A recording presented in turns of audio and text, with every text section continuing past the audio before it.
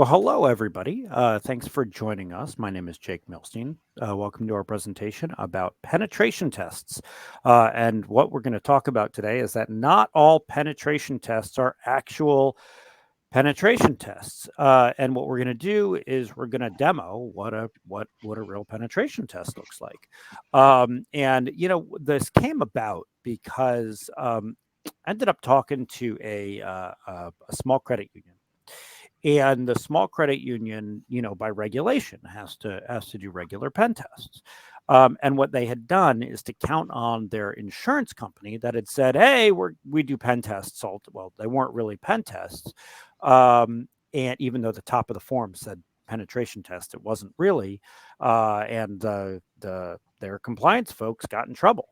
And luckily, they didn't get a fine. They got a, "Hey, you have 30 days to get a real penetration test," and then they did, which brought us to this topic of let's show people what a real penetration test is. The other thing is, some of our customers sometimes say, "Hey, what actually happens in a penetration test?" So here we go. This is what we're going to talk about today. Wes, can you go to the next slide? Um, Now, if you haven't been to our events before, it's important to know that the chat is on the right. Let us know where you're joining from. Say hi. The chat gets lively sometimes. My favorite thing to do is to interrupt the panelists and ask them the questions that you have. So go ahead and put them there. Everybody, you can mute it. So if it's going ding, ding, ding, there's a little on the upper right, there's a little bell with a slash through it. If it doesn't have a slash through it, you can put a little slash on it. You will get a recording of this. The system will send you a recording. It is a system.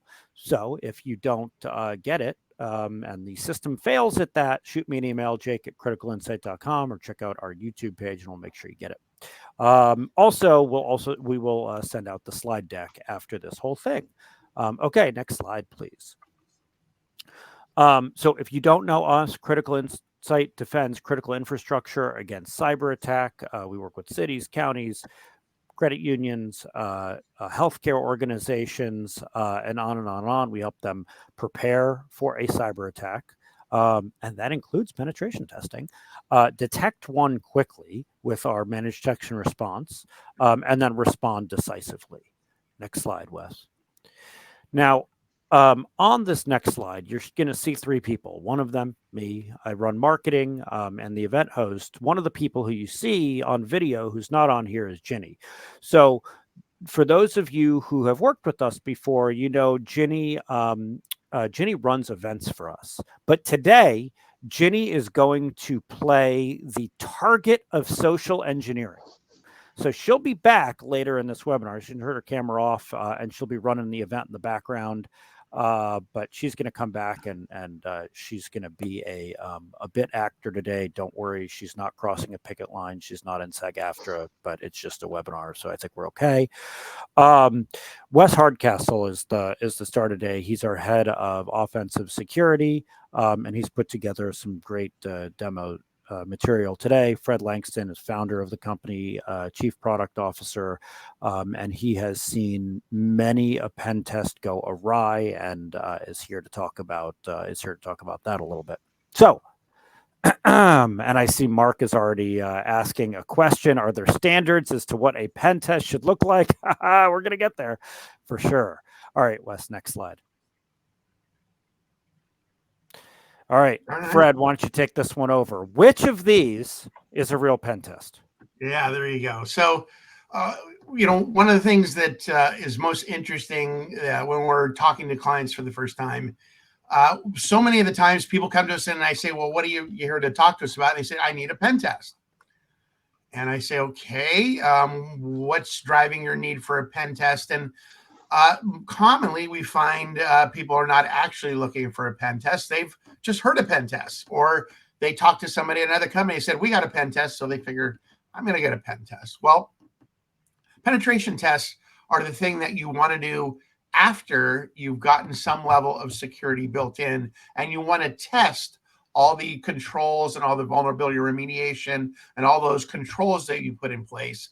It's once those are in place, that's when you want to run a pen test. So it actually usually should occur later in the process rather than the first thing you do. Although there's plenty of people out there that'll, if they say you want a pen test and it's the first thing they'll run it and you'll get 5,000 findings and probably a very difficult roadmap to remediate. So it's, you should sequence the pen test appropriately.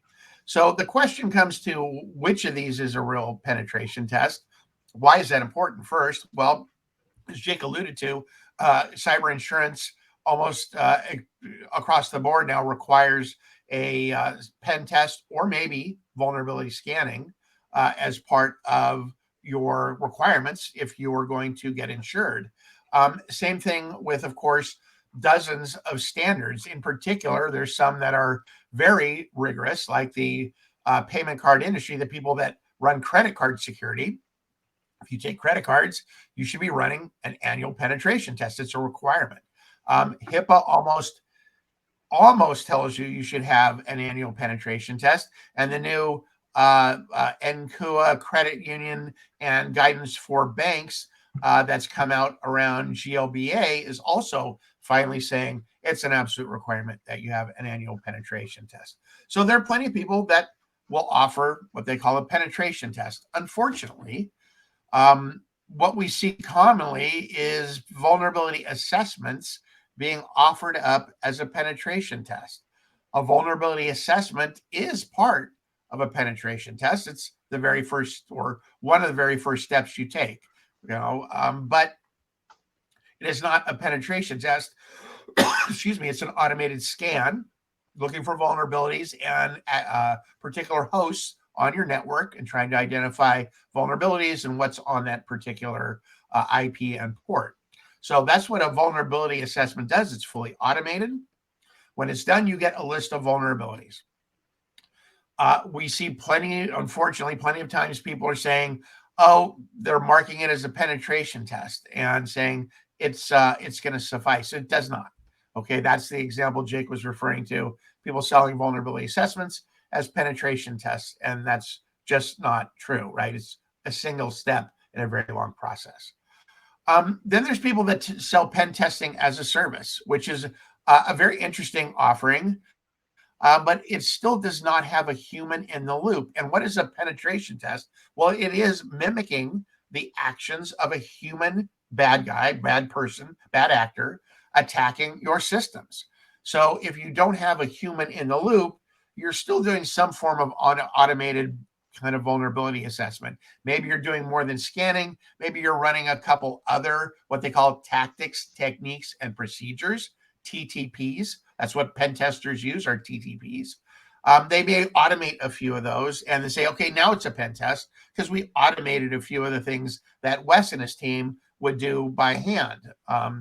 But again, you're only getting a few pieces of information. It is not a holistic view of all the attack surface that when our team looks at it, they're looking at every way they can get into a system, not just a list of 4 or 5 ways that are commonly used, because it's not always the common methods that are successful. In fact, it's some of the more esoteric ones that when strung together can actually result in a successful attack.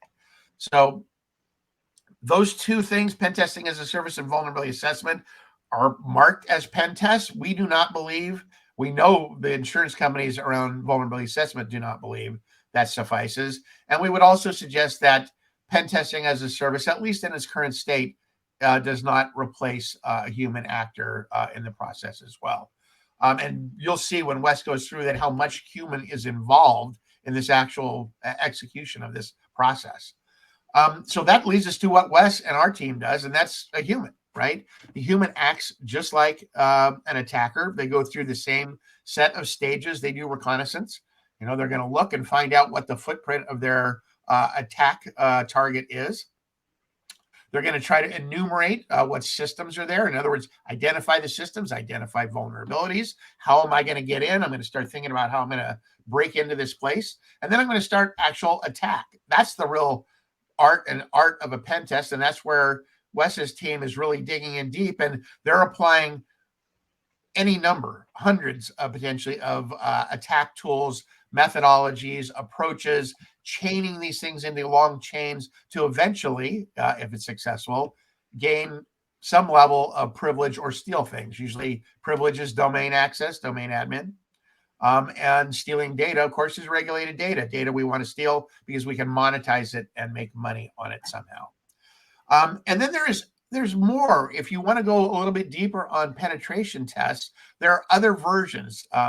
A straight up version is what we call a red team test. So red meaning the bad attackers, right? So our penetration testing team acts like the bad attackers, and they attack, and you as the people that are initiating or paying for, if you will, the pen test, are not going to tell your team that these attackers are coming, but you would expect your defense team to take actions. And what you want to see is not only how well did the pen testers do, how well did my team do in reacting with that? Now you can extend this and say, we'll call it a red-blue team, where the red team will do their work, the blue team will do more of the work, and then they're going to collaborate some to say, well, what did you get after the pen test? What did you guys see? What did we do? And try to put their heads together to improve both response, defense, and the identification of vulnerabilities that need to be fixed. And then you can take it to the final step, and that's a purple team test, where you're working almost collaboratively, where Wes may say, I'm going to launch a particular type of attack. And they're going to watch, and the defenders, the blue team at the client, is going to say, yeah, we saw that, and then we got an alert from that.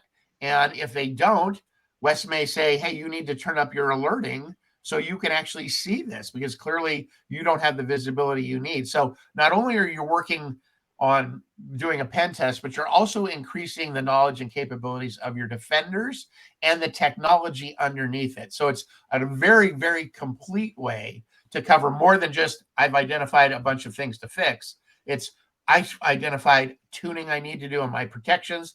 I've identified vulnerabilities I need to fix. I've identified the way we're responding to some of these could be improved, and we need to improve our IR plan. So this is not just a list of things to fix. It may be a bunch of processes, a bunch of master procedures that you use that we're going to provide recommendations around. All right. So that's the quick world of that.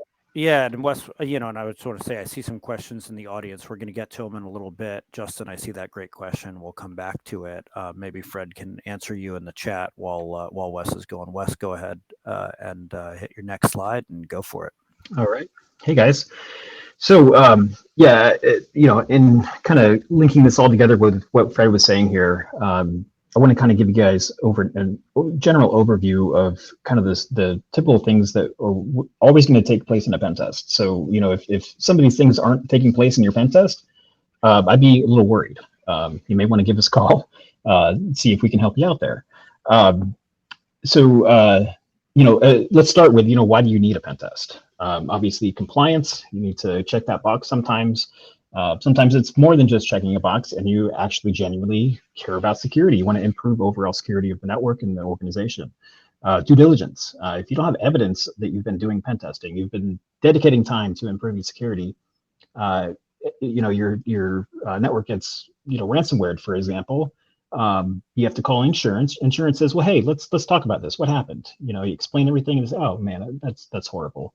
Show me all this stuff that you've done to prevent this. You don't have anything.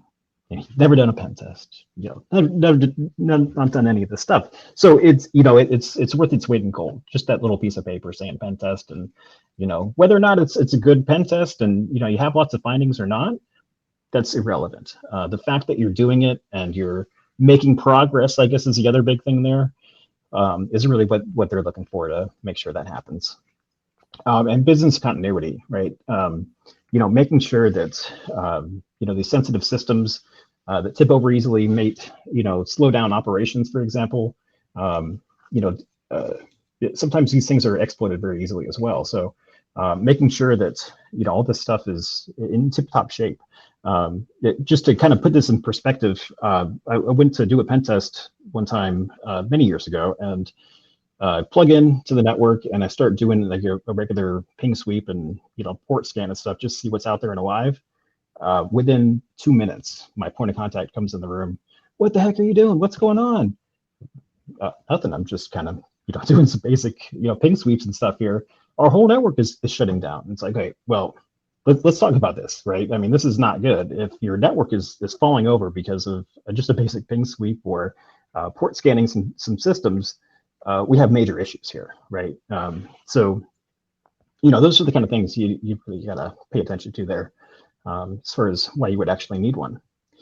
And so what's actually covered in a pen test? At a very basic level, we're going to start with scoping the pen test, understand exactly what we need to accomplish, and then we'll schedule a kickoff call to kind of get both teams on the call and understand, again, we kind of go over scoping again and making sure that everyone's on the same page. We're all in agreement what we're going to test and how we're going to test it.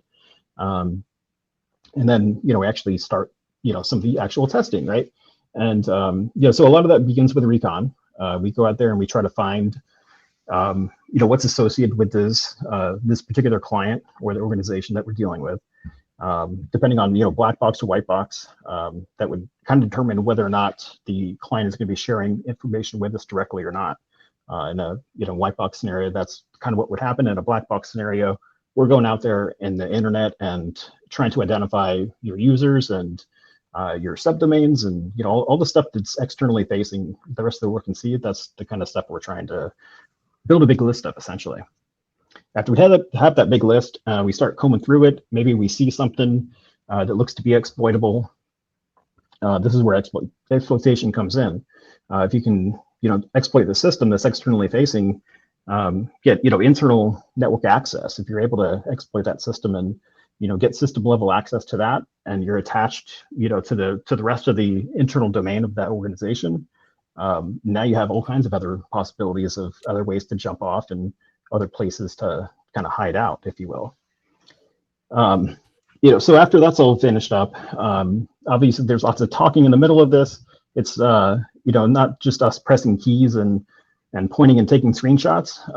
A lot of that involves talking to the customer and saying, hey, this is what we're seeing. We would like to exploit this. What do you think about that? Of course, this is more of a white box scenario, right? After all this is all kind of wrapped up, of course, we go through and actually make the report. So, well documented, being able to have screenshots in there that kind of reproduce like step by step. So if you have, the tools and some basic know-how, you should be able to recreate, some of these issues. So when you go back and patch these things and or remediate them in any way, or maybe put in a temporary fix, you can go back and actually test that and say, okay, here's my proof, here's my evidence of this not being an issue anymore. All right, and then this, kind of depending on what you're looking at, from either direction, either you're trapped in the matrix or it's the hacker trying to get into your organization. So depends on how you look at it. So why is penetration testing important? Kind of similar to the last slide there, a little bit more detail on this one. Of course, data protection. We want to safeguard all the sensitive data that's out there. Intellectual property, it's a big one right now. A lot of people are trying to steal that kind of stuff from organizations. Financial data, that's obviously, some of the more popular targets going straight for the money. So yeah, just, protecting the data, obviously that's, one of the end goals there. Compliance requirements, just like we talked about before, depending on the organization, you may have different requirements that you need to meet. Sometimes, most of these will just like Fred said, at least once a year, you want to have an annual pen test. And that's pretty standard, I think, throughout. Some of them, require like an external pen test every quarter, for example. So you got to really pay attention to exactly what they're after. Internal pen testing, external, all that kind of fun stuff. So let's see, and then reduction in costs. So if you were to just sit back and kick back and say, oh yeah, this is fine, I don't need to patch my systems, what's the worst that could happen? Yeah, they might break in, my antivirus will catch them, no big deal. Well, no, that's absolutely not what's going to happen. They're going to break in, they're going to crypto locker your entire network and all your data, and they're going to hold it for ransom and say, give me these Bitcoins. Or maybe it's just a competitor and they just want to shut you down for a week and DDoS all of your externally facing systems. Now we're out of business for a week. That's a major loss of revenue there. And then business continuity, just like we hit on before, we want to make sure that all the important things that require us, or that allow us to do our job, are up and operational and working at all times. And there's not an easy way to, exploit them and tip them over, or make them non-responsive, for example. All right, so this is a pretty high level kind of walkthrough on each one of these little 4 points that we were touching on. So we'll run through these real quick, and then we'll kind of get into some of the demo here. So, of course, we were talking about the actual kickoff call. We go through the contract and make sure everybody's on the same page. Any particular days that you don't want us to test on, maybe you have like a, Friday, 5 p.m., we're running accounting, don't mess with the servers, or don't mess with the database, or something like that. Let's just avoid, Friday at 5 p.m. That's a, common thing that we see quite often, no big deal. So certain times of day, obviously that's another one to consider there. Having a main point of contact, right? So if something goes awry, and it's similar situation like we were talking about before, with systems just failing from basic ping sweeps and stuff like that. When something goes non-responsive, we can usually tell pretty quickly when they're interacting with it, and we get no responses back, and we can't ping it anymore. We don't see it online. At that point, I probably reach out to the point of contact and say, hey, this is what was going on. We're just not seeing the system anymore online. Just want to double check with you.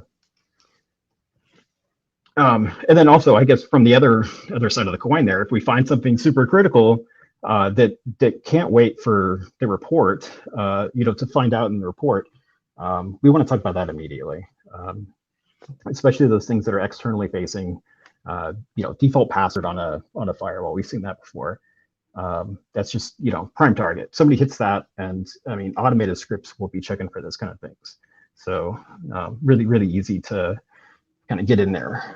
So when we see those kind of things, we want to pick up the phone immediately, send an email immediately, and say, oh my gosh, this is what we're seeing. Did you know about this? If not, hey, let's talk about how to fix this. We'll fix it, and then continue on with the pen test. Getting to the next one here for recon. So these are just some of the basic tools that are commonly used. Recon NG, we'll look at it a little bit more here in the future. Just a kind of suite of different kind of scripts and stuff that you can run to uncover information about the organization and its users. Specific Google searches, a lot of people call it Google dorking. It's just a way of kind of making exact searches for, let's say a certain company, and maybe they have a open database somewhere, or there's lots of ways to search for specific things in Google. If you haven't looked into that before, it's very, very useful. You can use it for things beyond identifying organizations and people. It's actually really, really useful day to day as well. There's a site called Have I Been Pwned. You guys may or may not have heard of it. It's pretty popular, been around for quite a while. It's essentially just a big list of email addresses and associated passwords, and not only, I guess, usernames and email addresses and all that stuff, associated passwords, sometimes even clear text passwords that you can see in there, which is a little frightening. So if we're able to identify, this, decent list of employees, we're gonna use those email addresses that we've linked to those users. We'll look through this big list and say, oh my gosh, you've been part of all these different breaches, which is totally typical. If your email address has been used for a handful of years, most likely it's been used in something that's been compromised, and that just kind of goes back to the fact that you should never be reusing your password.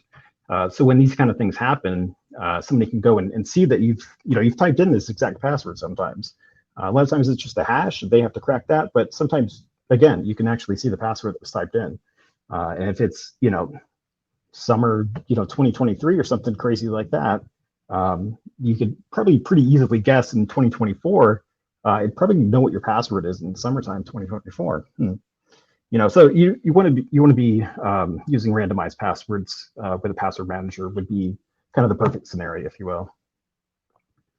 Dark web searches. So kind of looking through, kind of the dark net has a lot of different resources, a lot lot of the different places you can go and investigate.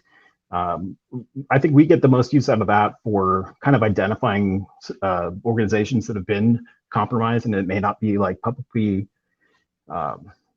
noted yet.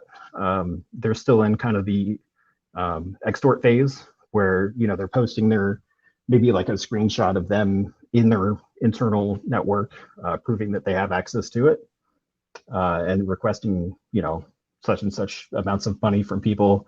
Otherwise, such and such date, it's going to either be maybe free to the world or, it'd be offered up for sale. And then validating emails through Office 365, that's become kind of a newer thing. So when we find, some of these emails through Recon, it could be like an old employee, and Google doesn't know whether or not that employee still works there or not. So there's a couple different ways to validate that stuff. Office 365 kind of has a kind of tricky way that you can kind of trick it to tell you whether or not that's a valid email address. But again, you have many different tools to do those kind of things as well. And then, so getting into the actual exploiting, in general, I mean, if you were to download Kali Linux, which is kind of like Linux suite of different pen testing tools, all these will be in there minus Nessus, because it's kind of its own separate thing. But all this stuff is built into Kali. So these are some of the tools that if you're getting an actual pen test, they'll probably use Nessus to do like a vulnerability scan, sure, no problem. Beyond that, if they're not, looking at some of these other tools or have something that does, the similar, gives you the similar result that some of these tools, I'd be a little concerned. So next time you're signing up for a pen test, you say, hey, tell me about how you're doing this. Like, what kind of tools are you using and stuff like that? And maybe just make some notes, bounce those off of, do some Google searches and make sure that they're using up-to-date tools, and it's commonly, used throughout the industry. These are, the ones that are listed here have been around for, at least a decade at this point, probably longer in some cases. So they're really well known. I've been, tested pretty well too. And, I think most people that are actually into pen testing know exactly what all these are and what they do and all that kind of fun stuff. All of them have different purposes. We'll take a look at some of this stuff here in the future here. And of course, reporting. So again, we want to organize all these different attack pathways, provide these screenshots so you're able to actually reproduce these issues. Providing remediation suggestions is also obviously another big one. You ended up with a list of all these critical vulnerabilities. You don't know where to start. We try to prioritize that stuff for you the best we can, the best that makes sense in our head. Even sometimes, that scenario would also include if you had like let's say a medium-based risk vulnerability. Sometimes we can look at that and say, okay, well, you have, SMB signing, for example, would be like a medium risk vulnerability, but in combination with other things in the network, that could immediately turn into a higher critical, in my opinion. So depending on the scenarios that you have in front of you, it may be worth kind of upgrading one of those to more important on that totem pole there. But again, kind of just making sense of all this stuff in there and prioritizing it for the clients. We try to spend some extra time with the clients to actually sit down and run through the report. I always say, like, there should be no surprises in the report. We should have already talked about all this stuff, during the week of testing, and you usually have like an end of week wrap up or something that we'll do with a lot of pen testing engagements. But by the time you get the report, sometimes you get some new ideas. So it's always beneficial, I think, to sit down and just do a quick run through. Bring your I-team, people that are responsible for managing some of these systems. Bring them along. Sometimes we can answer some questions for them as well, or they have some good questions for us too. And then after we're done talking about it, make some edits and finalize the report. All right, so recorded some videos for you guys here. This one, we're just using that Recon NG tool that was mentioned before. Here, this is really all we're doing here is just kind of doing a really quick search for a specific organization, and we're asking it, what do you find out there?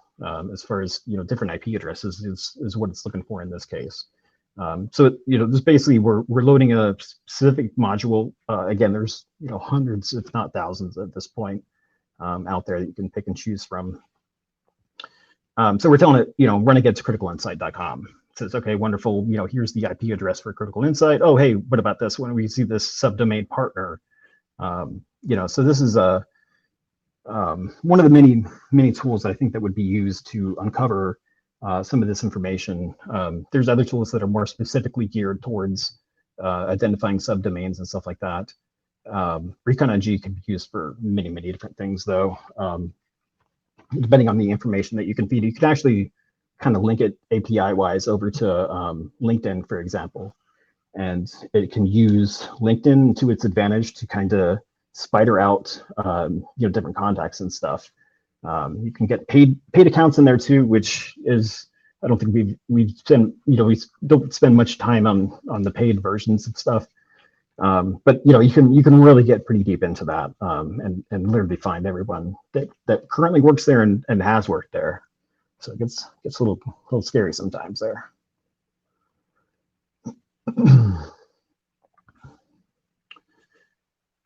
Next one here, this is just a quick screenshot of literally typing in LinkedIn Critical Insight.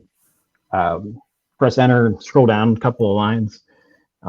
We get some of the bigger players here that are working for us here. The actual CEO of the company, vice president of sales. I mean, they're prime targets for phishing and compromise, right? No, you would never target salespeople in a no. Never, We won't get there. Hey, Austin has a question. Is Maltego used for some recon? Yeah, Maltego is a really awesome tool. Definitely, I think they still have a paid version of that as well, but they do have a community version that it kind of puts in a more of a visual representation. So you can type in criticalinsight.com. You can have it search for different IPs and subdomains, email addresses, users, all phone numbers specifically. It's but again, I think the big pull to that is it's actually it has like a interactive graphical interface that you can point and click on stuff. Versus the ReconNG. Yeah, and then it's really good for social engineering. That's where Maltego is great. Which we're going to push forward to here in a second. Daniel had a quick question similar to Callie, offering a toolbox as ParrotSec. Is there a preferred toolbox to use for pen testing? Preferred toolbox? I mean, I'm not sure what you mean by toolbox. With the Kali Linux is usually probably the place that you want to start with. I'd say it's going to have really the best collection of different tools out there. There's not much that we usually need to add to that. Let me know if you can reply again. Let me know what you mean as far as tool sets. I'd add that it all depends on the target, right? I mean, the toolkit that Wes breaks out for, going after, of course, a wireless pen test is going to be completely different than something, that's on a network. And even if it's Azure versus on-prem, it's going to be a completely different set of tools. So it depends on the environment you're going to be going after. And the standard is people like Wes are constantly exploring the latest tools. And, as one tool becomes better than another, he will adopt that and probably drop or deprecate an older tool that's not as good. So and Daniel says about the edge, really. And Daniel says Linux deployed system that has all the standard tools is what I was referring to. Yeah, Kali Linux is definitely the go-to there. There's a couple of new ones that are actually pretty good too. Competitors now. I can't remember the name off the top of my head, but there's a couple of new competitors. All right, Wes, I know you got a lot more material, so why don't you go ahead and push forward? I'll stop interrupting you for now. No, it's all good conversation. So after we've gone over here and we've wrong slide. We've pulled all this information from these different resources. We got a decent list of here's valid users, valid email addresses, prime targets for phishing and smishing in this example, right? This is just a really quick, really basic example of somebody trying to leverage Amazon to trick one of our users, Ginny, into clicking on this track package link. And as soon as you click on that, various different things could happen. whether or not that's tries to push an executable to your system, or more commonly, actually, we see quite often if you're running like an out-of-date web browser and you hit the particular site, that's targeting people that are using, Chrome version, whatever, that hasn't been updated in, months or something. You don't have to click on a thing after that. As soon as you bring up the site and it loads the stuff, it's done what it needs to do. You can close the window. You've already been exploited. The attacker may have already, siphoned down all of the tokens and stuff that you're using to authenticate with, and now they're into your Google account. Now they're in Amazon, and it can get pretty nasty pretty quickly. So yeah, update your web browsers, or don't use the internet at work if you don't have to. Don't surf Amazon for sure. And the other example over here on the right side is more of just like a SMS message coming in to somebody's phone. You probably get valid ones of these all the time. Pay attention to the link though. A lot of times the Amazon they'll use like a really shortened link. I think Amazon does like a.co or something really, really short like that. So they don't have to type out the whole entire URL or anything. But if you see something that doesn't make any sense whatsoever, I mean, for this example, I put phishing.co, which, obviously wouldn't be a good thing to click on. But if I don't ever click on any of this stuff. I try to unsubscribe from this stuff. I don't care about the Amazon driver chat. I hope you get here, and I hope you give me my package. Otherwise, I don't care. I'm going to call Amazon. I'll get my package either way. So yeah, if you have to click on this stuff, I mean, do what you can to research the domain before you're clicking on it. Make sure it's actually associated with Amazon. Some of that stuff looks a little fishy, and it's actually real. So you got to be careful there. So on the next slide here, this is, I want to bring in Jenny, one of our employees here at Critical Insight, and we'll do kind of a quick example of a very common scenario that we run into when we're contracted to do phishing, or like pretext calling is usually what we refer to it as, where we're calling an employee of the organization that we're targeting, and we're running through a particular scenario.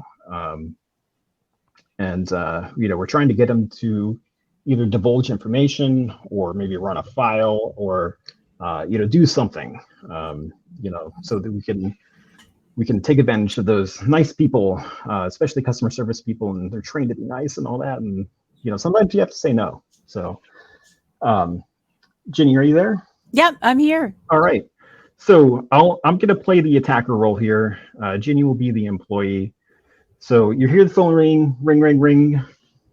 Hello, Acme Products. This is Jenny. How may I help you? Hey, Jenny. This is Mike from IT. Did I catch you at a good time? Do you have just 2 minutes? This will take, no more than 2 minutes. Oh, hi, Mike. Yep, I can talk now. The Blue Angels are flying today, though, so there might be some background noise in the back. But yeah, I can talk. Am I in trouble? And what did I do anything wrong? Oh, no trouble at all. As long as we get some of these critical updates on your PC. If these don't get on here, yeah, you might be in some trouble. Okay. Phew.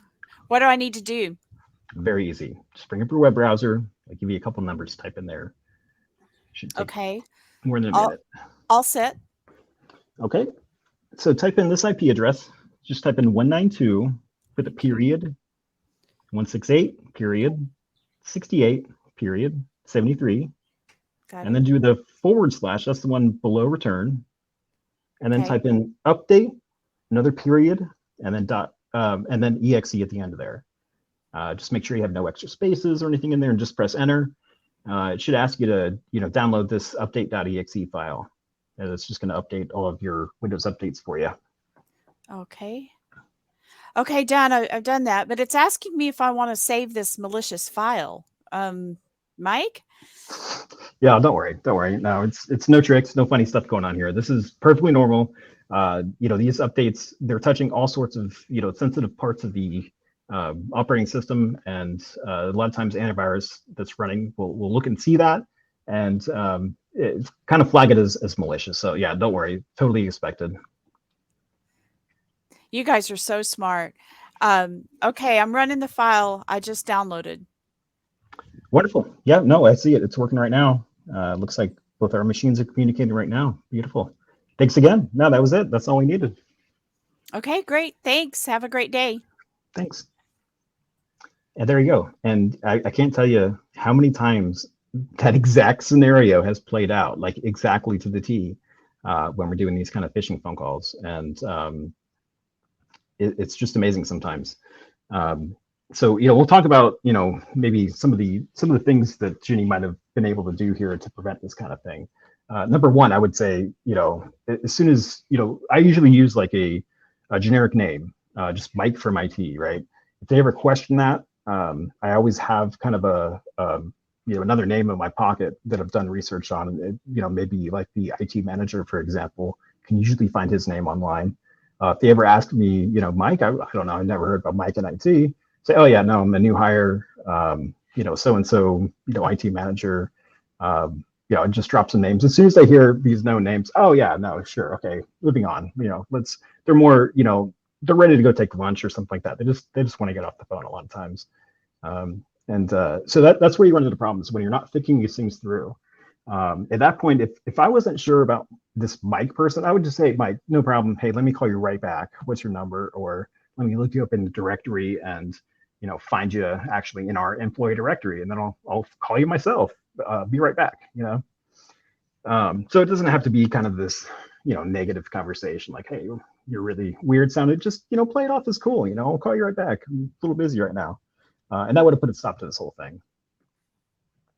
Because this Mike guy, he's calling from outside the organization. We have applications and stuff that we use that will actually spoof the phone number. So a lot of times it looks like it's coming from inside the organization. So even if your caller ID looks legit, it may not be. So don't rely on those too much either. All right, so this is kind of behind the scenes as Ginny was running her file. We're kind of on the back end over here, standing up this listener, which is basically waiting for incoming communication from this other computer. This is Ginny running this update exe. As soon as she runs it, we try to get back over to the screen. As you can see, it's already sent over this incoming session. It kind of stages it, and it's an interactive session. So now we can actually go and type commands and run stuff as that user.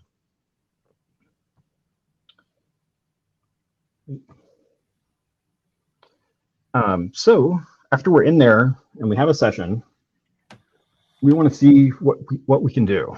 I think the big catch here is, am I an admin to the system, local admin specifically? That'll really kind of open up the options here. So right here, one of the first things that I like to do is try to do a hash dump on the system. That'll just give you all the local hashes. Didn't allow us to do that. We bring up a list of the processes really quickly. This is kind of my go-to is when in it. You always win when you're in it, right? That was also running as NT authority system, kind of, which is essentially full admin rights to the system. We're going to migrate over to that process. The get system thing gives us local admin. That indicates that user is actually running as a local admin if you're able to do that, which is no good. So then we migrate over to this other process. We run the hash up command again, and hey, now we actually have some output. So looking at it here, there we go. The user and the one at the top there kind of catches my eye, Adam Admin. Wonder what he's doing. In this scenario, the user is actually Ginny, just the standard user that's logged into the system. Now, the first thing that I notice in here is that if you look at the second part of the hash, it's the NTLM hash. So, the second part here, if you look at that, kind of the first couple of letters and maybe the last two, compare that with that last one. Why are they the same? I mean, they're exactly the same. All the rest of them are different. That's kind of weird, right? What that indicates is that they have the same password. So that's kind of another example. I mean, in this kind of thing, they probably wouldn't in this kind of scenario, but in a bigger picture where you have access to a ton of different hashes, and you're going through and let's say cracking some of those passwords, and you see another hash come up, you can kind of point that out to the client and say, hey, I've got what do these 50 people have the same password? I don't know what the password is. I can show you for sure that the password's the same though. If you can't, if you say it's a 20 character password and you can't crack it, it's fine too. A lot of times you can actually authenticate with this hash as well. You don't even need to know the password. So this is sometimes just as good as having the password. All right, and then just another quick kind of look at these sessions. And as you can see here, we're running as a standard user.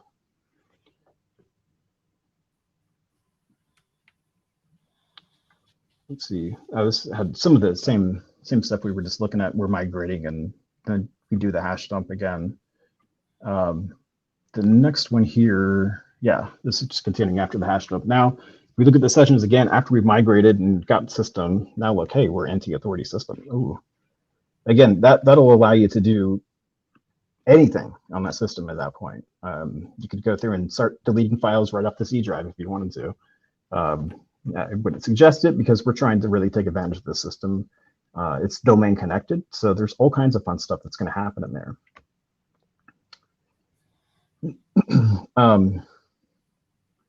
Next one here. So, like I said, a lot of times we don't even care what the password is. I don't need to know the password.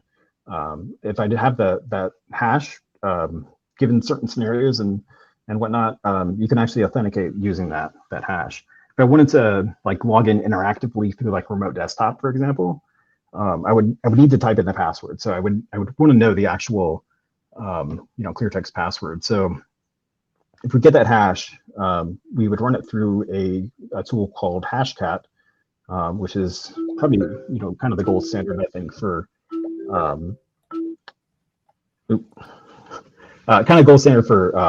tracking passwords. So we're just kind of telling it what kind of hash it is. Here's the hash. I put it in a text file. Here's a dictionary of commonly used passwords. Let's run it through here really quick. A lot of times what we see here is that if it's a really easy guessable password, it'll crack pretty much instantly because it's seen pretty often. And it's still spinning up. Give it a second here. Then it finally kicks off, and just about immediately you can see oh my gosh, that's the hash that we fed it, and here's the password 123 right at the end. Now, password 123 exclamation point. Oh my, yeah, those kind of things they get cracked instantly. A lot of times we have a huge list of hashes that we've collected, and we throw them all in here at the same time. Immediately, as soon as you press enter, you'll see just at least a full screen of these cracked passwords coming through. And if you just look at them, I'd say 99% of them is a dictionary word, and then a number or exclamation point at the end or something like that. That doesn't work because what ends up happening here is we have a dictionary that's it may be in the dictionary. In this case, it was actually in the dictionary that we fed it. In other cases, we apply rules to that dictionary. So if just the word password is in the dictionary, we apply rules to that go through and do all kinds of weird stuff like character replacement, replacing the O's for zeros and A's for ats, and it'll add on the 1, 2, 3 at the end, all that kind of fun stuff. So it kind of just expands the number of attempted password guesses that you have in there. And I think you sort of answered this. Austin asked 2 questions. One, back when you were showing the module, was it using a netcat listener? And then is there a word list for cracking that you use more regularly than RockU? Yeah, well, so there's customized versions of that RockU list. The RockU one, it's actually even built into Kali at this point. So really popular one. There are other ones that are massive. I've had more luck with actually using a decent version of the RockU list and then applying the different rule sets. The rule sets are really the key, I think, to uncovering different passwords. So I'm more concerned on the actual rules that are being applied because some of them are very short and they pick out certain target number of different passwords. Others it'll take 2 days, but the information you get out of that is so much more extensive than this other thing, right? And Wes, I'm going to push you forward because we have about 10 minutes left here. Okay, and then real quick, yeah, Netcat. It wasn't necessarily a Netcat listener. You could use Netcat. That was actually just a Metasploit handler that was running multi/handler, if you look it up. So very similar to Netcat, doing exactly the same thing though, just catching it in coming session. All right, almost done here. So, now that we have full system level privileges, we have passwords, we got a lot of cool stuff. Maybe there's something else I'm looking for. I want like her, actual login to something. This is Jenny. She's freaking out. She knows she's been caught. Like she's been hacked. Something tipped her off, right? Maybe the antivirus popped up. This is, for example, maybe let's say that she's typing an email. She's just typing this out. Here's my password. Help, help, help. Backspace, backspace. This is all this kind of stuff is kind of happening in the background here. And what we did, we started a keylogger that was running in the background there. And then, yeah, as you can see, literally key by key, holding down right shift, backspace, backspace, backspace. That's all that what that translates into. And here's the actual password 123. So when you all kind of combine it all together, you can see exactly what was typed, which is a little scary if if you've never seen that thing happen before. But these are kind of things that happen. There's multiple different ways of getting around different antivirus platforms. That's, I think, what we spend the most of our time trying to get around different antivirus products, so we could do these kind of things. If we just run this right out of the box, it's not going to work.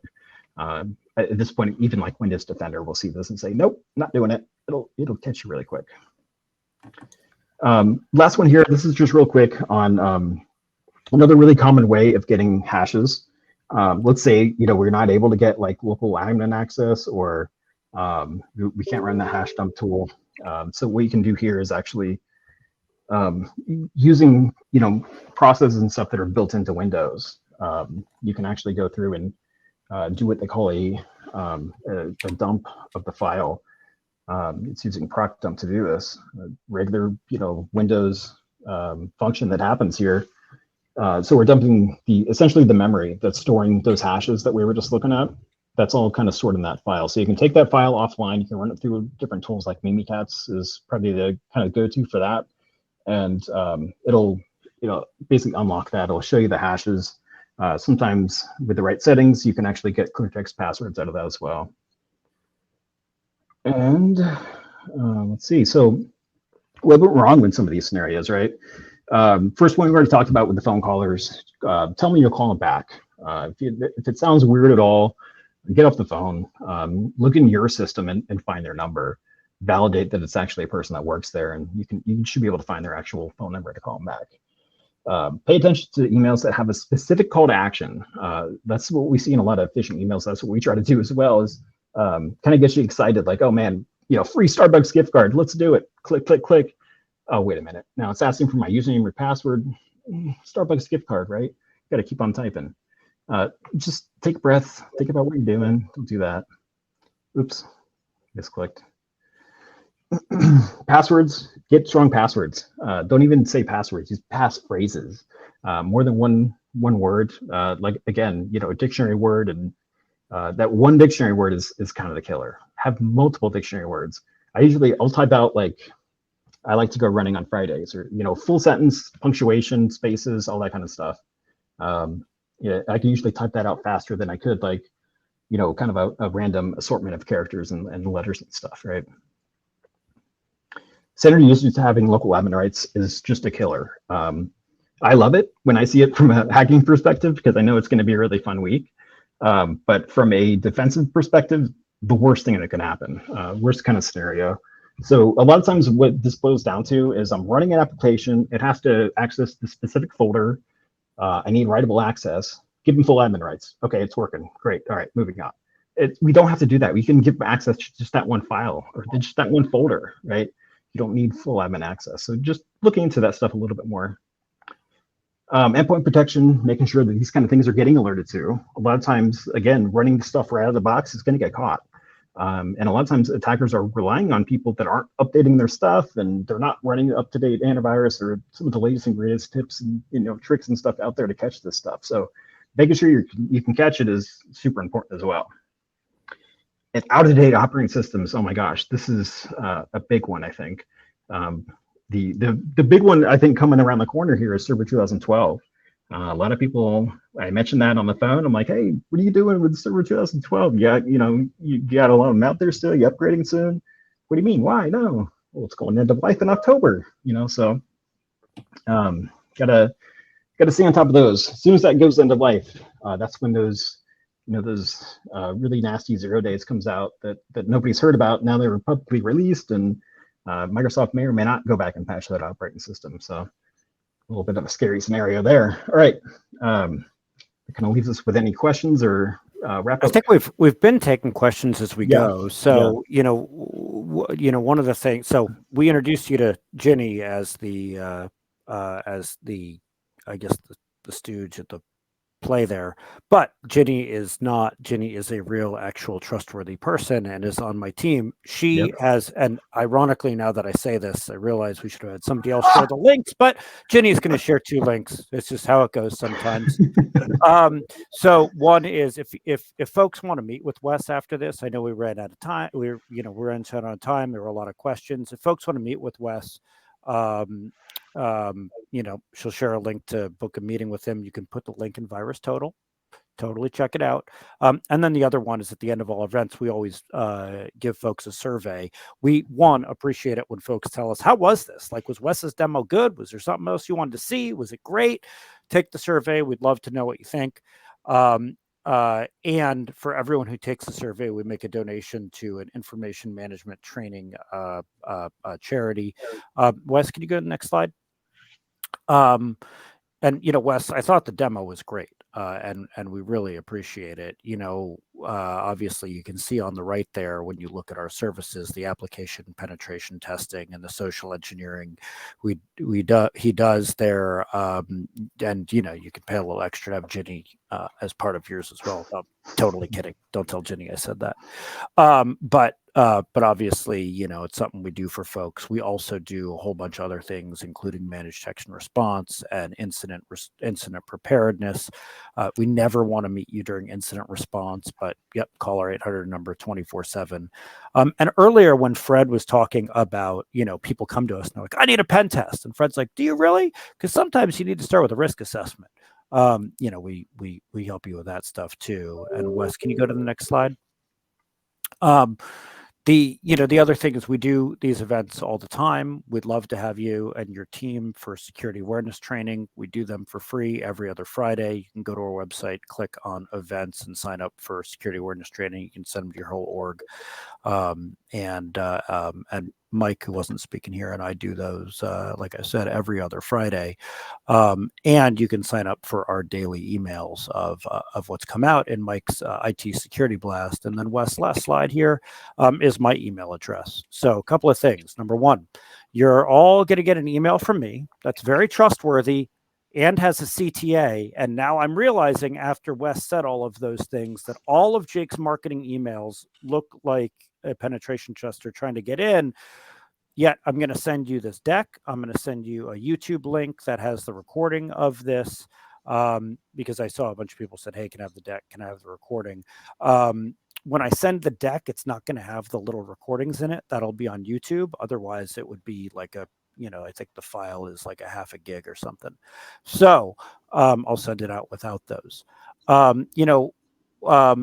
We're going to do quick final thoughts. Wes, quick final thought from you on, you gave some thoughts on how organizations can defend themselves, but quick final thoughts for folks. Because I know you get jammed up in Q4 and if people want to get this done, they got to do it sooner than Q4. Yeah. I mean, as far as scheduling goes, and if you haven't had that annual pen test yet, you're coming right to the end of the year here. I mean, we're starting to look into Q4 as far as scheduling goes. We try to schedule out as soon as we can, but we've got a lot of people that want our services, so it's first come first serve. So pretty quickly that Q4 will fill up, and it's we got a certain number of people working here. We can only do a certain amount of work, so reserve your week now if you need that annual pen test. So beyond that, just pay attention. Just take a deep breath. Don't stress out. You just got to pay attention to what you're clicking on and what you're telling people over the phone. It's sometimes you just have to take a deep breath and think about what you're doing. It works for me at least. I don't know. All right, everybody. Well, thanks for joining us. Send me an email if you need anything. Jake@criticalinsight.com. Fred, Wes, and Ginny and I are all here for you. Talk to you later, and you'll get an email from me. Bye-bye. Thanks, everyone.